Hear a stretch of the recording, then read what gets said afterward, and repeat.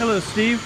I have taken off the cog belt, which is right here. As you can see, the cog belt has some nice grooves in there, and I replaced it with the original belt that we usually have, and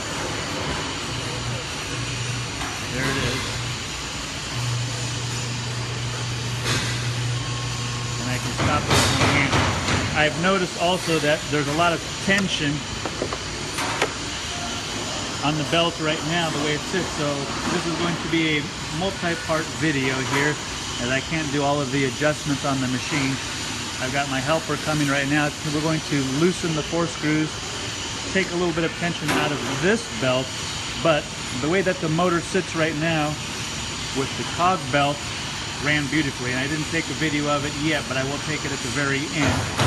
Just to demonstrate the difference, but this belt definitely makes a difference with the current tension of the motor where it's at. So it looks like it's going to be 2 adjustments depending on if it's the old style belt, which is the smooth belt, or the cog belt.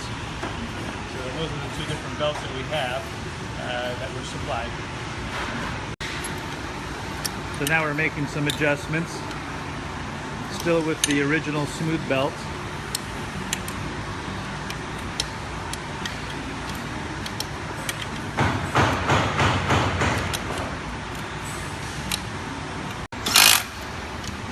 Now we're tying it back down. We got some slap in the belt, and as you can see, a little bit of space in there,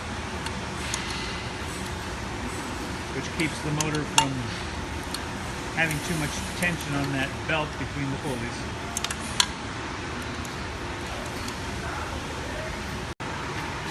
All right, Steve. Oops. We still have the smooth belt in there. It's a little difficult to see, but it's down there.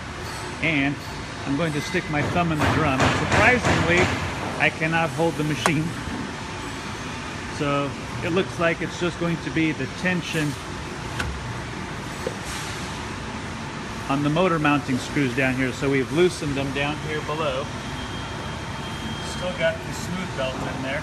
The cog belt will grab a little better and do a better job. So I will bring you a belt and a wrench I'm going to bring so we can adjust it. I will give you a call and maybe we can talk about you adjusting the motor screws yourself, but that's basically what it comes down to. So now I can stop it with my hand from the get-go, but putting a lot of pressure on I can, but on your test it does the same thing. So this is your original machine with the original drum. So I'm going to go and do the cog belt now, so give me a few minutes. Alright, I have gone and put the cog belt back on with the motor in the exact position that the previous belt was. The belt has excess slop in it. As you can see, we're going to readjust it, but with this cog belt, even with all the slop, it's very difficult. So the cog belt definitely makes a difference. Now if I go and readjust it, which I'm going to have my helper come on and do, I will video it once he makes the adjustment, taking out the slop from the motor. So right now it's actually decent. It's difficult to stop, but we can make it better. So I've got, oops, just a little bit of tension in there. We adjusted and pulled down by hand the motor to bring out all the slack in the belt. So there's a little bit of play in there, but not too overly tight. So now let's go and make it the test. Plug it in.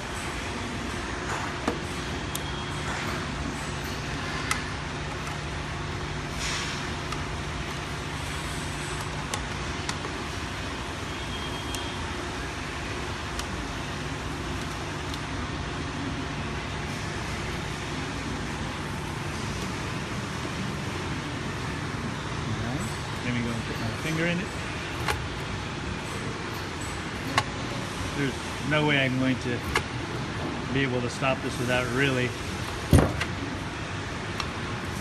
And you can see that I have to fight now. So I think that's the result you're after. I think I've identified the problem, and we should be able to rectify your machine, and I will bring this one along just in case. But that's, I guess, the mystery there, Steve. I will talk to you at the show.